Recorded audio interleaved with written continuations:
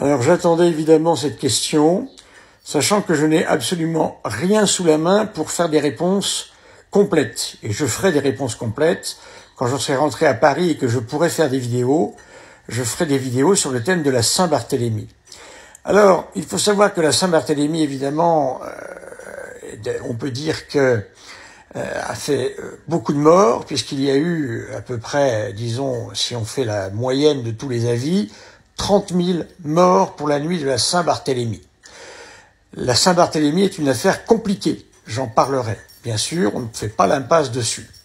Mais quand on me dit que l'Église catholique a fait plus de morts que la Seconde Guerre mondiale, c'est-à-dire 50 millions de morts, j'avoue quand même que là, je trouve que c'est la cerise sur le gâteau.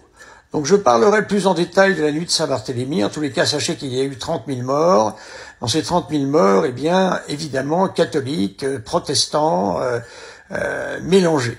Car je crois que si l'on faisait le bilan général de toutes les guerres de religion qu'il y a eu, je pense que nous pourrions dire qu'il y a un partout, la balle au centre entre catholiques et protestants.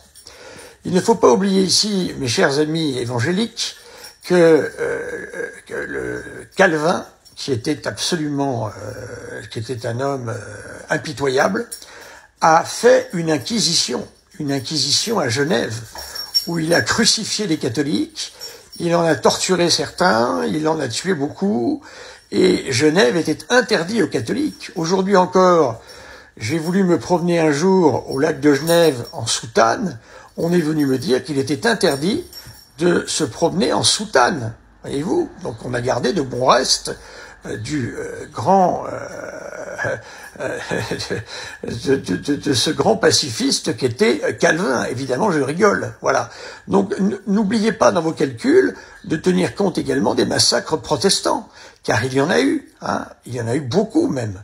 Donc ne pensez pas que les catholiques ont du sang sur les mains et que les protestants sont des anges magnifiques qui peuvent se montrer ayant toujours cherché la paix partout.